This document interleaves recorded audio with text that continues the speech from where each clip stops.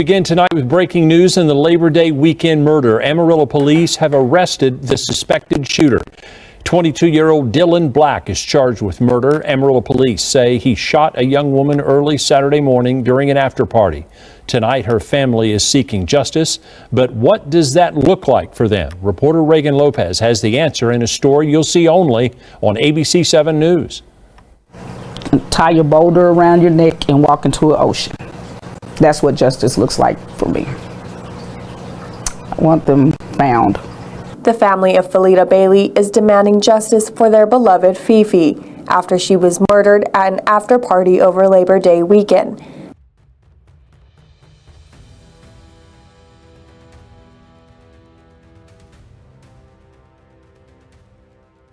Welcome to Crime Lens Report.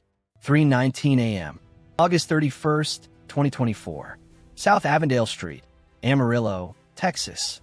The music that had been pumping through speakers just seconds earlier is drowned out by something far more terrifying. The crack of gunfire. Not one shot, not two. Multiple weapons firing in rapid succession. Screams pierce the night as 20 people scatter in every direction, some dropping to the ground, others running blindly into the darkness. In the chaos, a 25-year-old woman collapses near a car's front tire. Blood pools beneath her on the asphalt.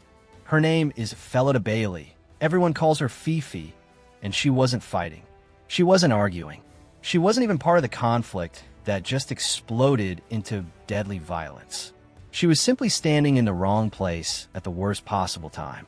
Have you ever been at a gathering that suddenly turned dangerous? Maybe you felt that instant when the energy shifts, when laughter stops and tension takes over.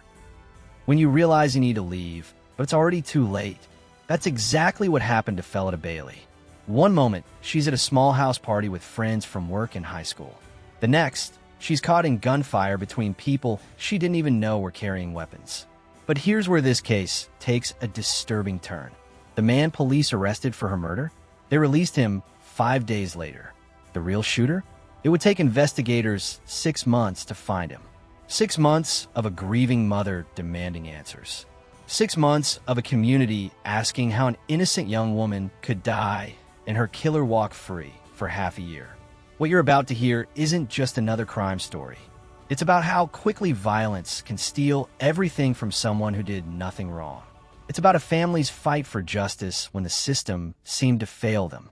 And it's about a young woman whose life meant something, who tutored children, organized toy drives, and brought light to everyone around her.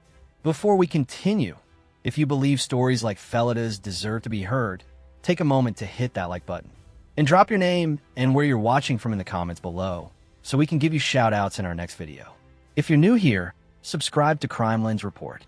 We tell real stories that matter, and your support helps us raise awareness about cases that need attention. Because what happened to Felita Bailey on that August morning reveals something deeply troubling about how violence erupts in our communities, and why innocent people too often pay the ultimate price. This is her story. To understand why Felita Bailey's death shattered an entire community, you need to know who she was before that August morning. Born in 1999 and raised on Amarillo's east side, Felita grew up in the kind of household where Sunday dinners weren't optional, they were sacred. Her mother, Odessa, worked as a teaching assistant in the Amarillo Independent School District, shaping young minds during the day and coming home to shape her own children's futures at night. Her father, Marcus, spent his days as a mechanic at a local repair shop, his hands covered in grease, but always clean when it came time to hug his daughter. Felita was the oldest girl among her siblings. 2 younger brothers who looked up to her, and an older cousin who was more like a sister. Family members remember her as the peacemaker, the one who could defuse any argument between her brothers with a joke or a warm embrace. When chores needed doing, she volunteered first. When someone needed comfort, she offered it without being asked. But Felita's care extended far beyond her family's walls. At 25, she was studying child development at Amarillo College while working evenings as a barista at a neighborhood cafe. Her professors describe a student who didn't just want to learn about helping children. She was already doing it. Every Tuesday and Thursday, She ran free tutoring sessions for elementary school students struggling with reading. Every December, she organized toy drives that brought Christmas to families who couldn't afford it. Her social media tells the story of a life lived fully. Photos of her 2 rescue dogs, both pulled from local shelters when nobody else wanted them. Videos from community basketball games where she cheered louder than anyone. Snapshots from those Sunday dinners at her grandmother's house, where her laugh seemed to fill every frame. Neighbors paint a portrait of someone extraordinary hiding in plain sight. The young woman who remembered everyone's birthday, who showed up at school plays to support kids whose own parents couldn't make it, who could be quiet in a room full of strangers but would light up in one-on-one conversation, making whoever she spoke with feel like the most important person in the world. On August 30th, 2024, Felita worked her regular shift at the cafe. She served coffee, chatted with regulars, and made plans with coworkers for the small gathering later that night. A house party on South Avondale Street. Nothing special, just friend from high school and work getting together to close out the summer. She left her apartment around 11 p.m., telling her roommate she'd be back before sunrise. She wore her favorite denim jacket despite the warm weather, the one with patches from local bands sewn on the back. She drove her Honda Civic, the one with the Coexist bumper sticker and air freshener shaped like a tiny cactus. She had 6 hours left to live. The house at 1300 South Avondale Street wasn't meant to host more than a dozen people. By 2 a.m. on August 31st, nearly 20 had gathered in the modest front yard and driveway, music drifting from portable speakers, conversations flowing between old friends reconnecting after months apart. Felita arrived shortly after midnight, parking down the street and walking up with 2 coworkers from the cafe. The host, a former high school classmate, greeted them warmly. This wasn't a wild party, just friends sitting on lawn chairs, sharing stories, the kind of casual gathering that happens every weekend across America. But around 2:30 a.m., the dynamic shifted. A group of uninvited guests showed up. Nobody's certain who called them or if they simply heard about the gathering through social media. What's clear is that their arrival changed everything. The comfortable atmosphere grew tense. Voices got louder.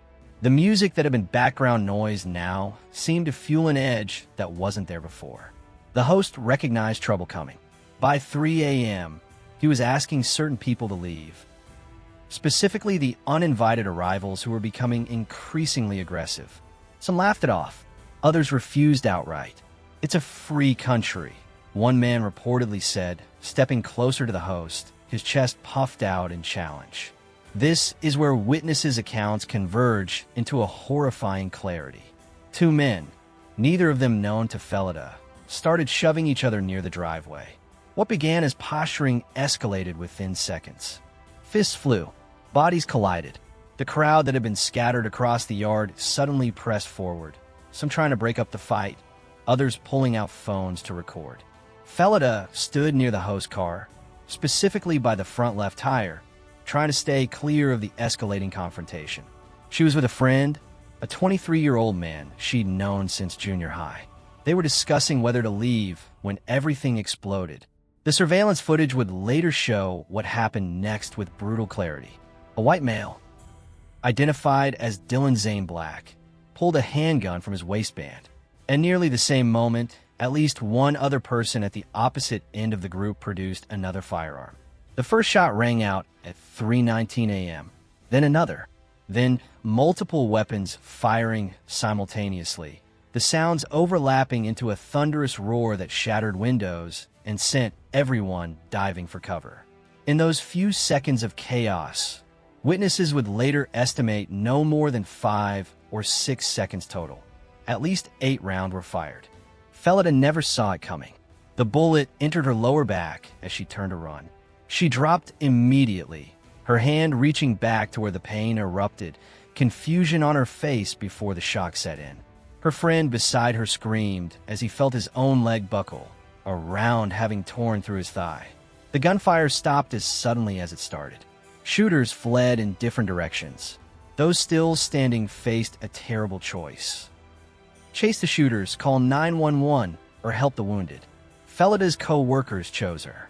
They lifted her, blood already soaking through her jacket, and carried her to a Chevy Tahoe. Someone pressed a towel against her wound. Someone else drove, running red lights, desperate to reach Northwest Texas Hospital. But the damage was too severe. The blood loss too rapid. If this story disturbs you, it should, because it shows how quickly you can become a victim of someone else's violence.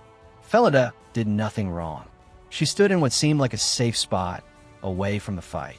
But when guns enter the equation, there are no safe spots.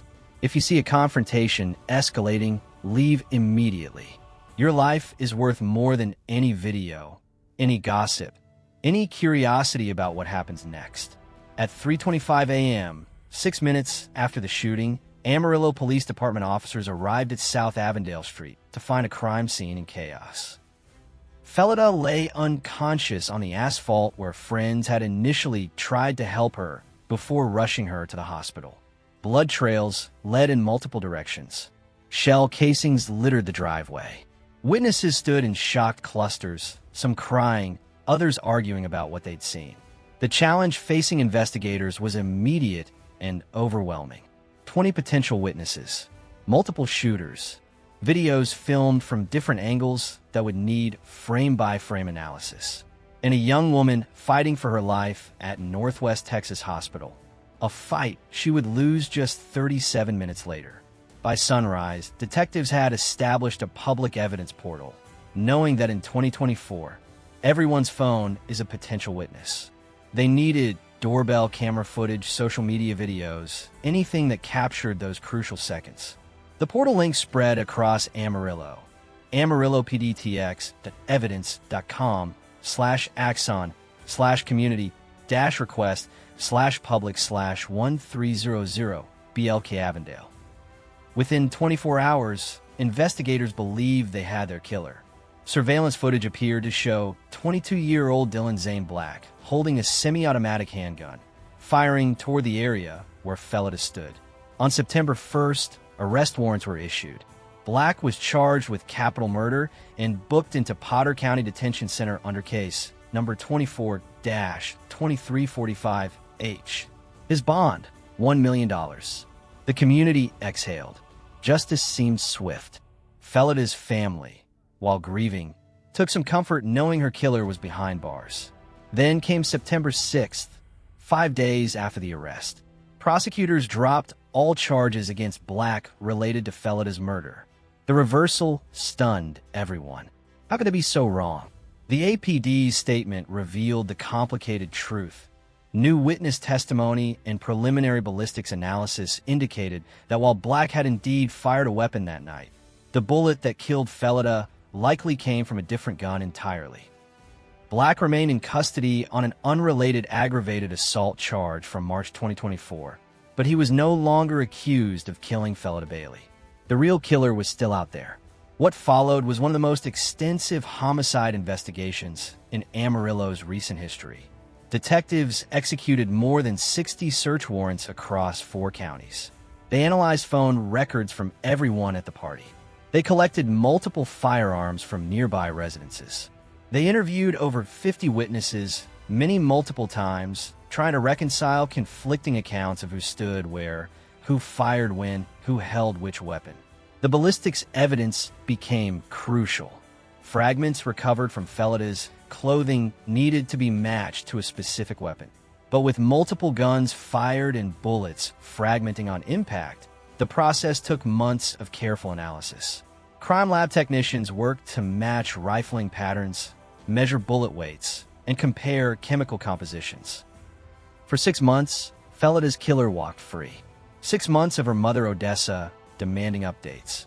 6 months of the community questioning whether justice would ever come. The breakthrough came on March 14th, 2025.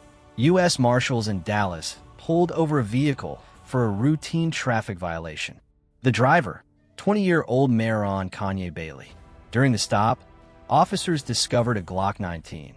Ballistics testing would confirm what investigators had spent months trying to prove. This was the weapon that fired the bullet that killed Felita. Court documents revealed that witnesses had placed Maron Bailey on Avondale Street moments before the shooting. Phone records confirmed his presence. The forensic evidence was definitive. After 195 days, investigators finally had the right man. Potter County prosecutors charged Bailey with felony murder under Texas Penal Code 19.02. No bond was set. The man who killed Felita Bailey was finally behind bars.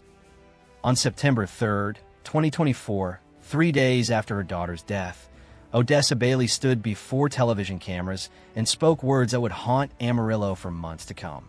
Tie a boulder around your neck and walk into the ocean. That is what justice looks like for me. Her voice didn't waver. Her eyes, red from days without sleep, stared directly into the camera. This wasn't a grieving mother asking for sympathy. This was a woman demanding that her daughter's killer feel even a fraction of the pain that consumed her every waking moment. The rawness of Odessa's statement cut through the usual platitudes that follow tragedy. Social media exploded. Some called her words too harsh. Others said they weren't harsh enough. But everyone understood the depth of her agony. A mother who had raised a daughter for 25 years, only to lose her in seconds to someone else's violence. 200 people gathered at the shooting site that first week. They brought candles, flowers, and photos of Felita. They stood in the same spot where she fell, transforming a place of violence into a memorial of love. Sam Houston Park, where Felita had spent countless hours tutoring children, hosted another vigil. Teachers spoke about her patience. Children she'd tutored cried for the mentor they'd lost. Parents thanked her for time she'd given freely to help their kids succeed. A movement emerged from this grief, Justice for FeFe. Not content to wait quietly for police updates, they organized. They marched to the Potter County Courthouse on October 10th, demanding transparency. Why had the wrong man been arrested first? Why was it taking so long to find the real killer? Where was the body camera footage? Behind these protests lay deeper issues that Odessa Bailey wouldn't let anyone ignore. Mid-sized cities like Amarillo often lack the resources of major metropolitan police departments. Their crime labs face backlogs. Their detectives juggle multiple cases. When 20 witnesses give conflicting accounts and multiple weapons create overlapping evidence, investigations slow to a crawl. They told me to be patient, Odessa said at one rally. Patient while my daughter's killer walks free. Patient while I plan a funeral instead of her wedding. Patient while I box up her belongings instead of celebrating her graduation.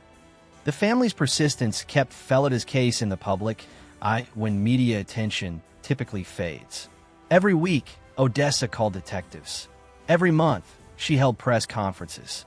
She refused to let her daughter become just another statistic, another unsolved case file gathering dust. Now, with Maron Bailey facing felony murder charges in the 47th Judicial District Court, the legal battle enters a new phase. Case number 25-0483.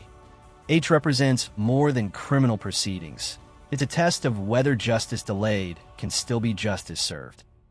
The pre-indictment hearing set for September 2025 means Odessa must endure another year of court dates, legal maneuvers, and reliving the worst night of her life. If Felita's story moves you, if you believe families like the Baileys deserve swift and accurate justice, make your voice heard. Share this video. Comment below with your thoughts on how we can better protect innocent bystanders in our communities. Subscribe to Crime Lens Report as we continue following this case through trial. Your engagement helps keep cases like Felita's from being forgotten. Felita Bailey's death forces us to confront an uncomfortable truth. When firearms enter any confrontation, everyone becomes a potential victim. She wasn't arguing. She wasn't fighting. She stood 20 feet from the conflict, near a car, trying to stay safe. In the 5 seconds it took for multiple people to draw weapons and fire, her life ended. This isn't about gun control debates or political positions. This is about recognizing that modern conflicts carry deadly potential. That house party had 20 people. 2 got into a fight. But when guns appeared, everyone's life hung in the balance. The math is simple and terrifying. The more weapons present, the more likely innocent people die. Consider how many warning signs appeared before those fatal shots. Uninvited guests arriving. Tensions rising. The host asking people to leave. Arguments escalating. Each moment offered an opportunity to leave, but human nature keeps us rooted in place. We think we're safe observing from a distance. We believe violence happens to other people. Felita probably thought the same thing until a bullet proved otherwise. Amarillo has responded to this tragedy with concrete changes. The police department expanded its video forensics team after struggling to analyze multiple angles of footage.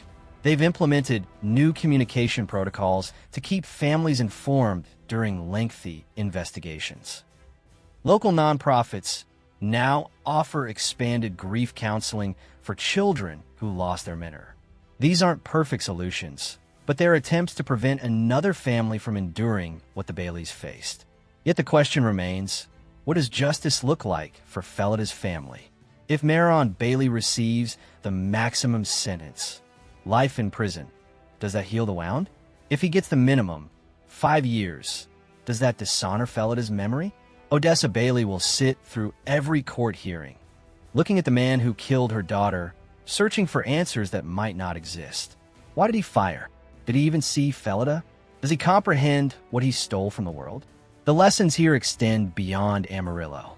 Every weekend, in every city, gatherings turn violent. Alcohol flows. Tempers rise.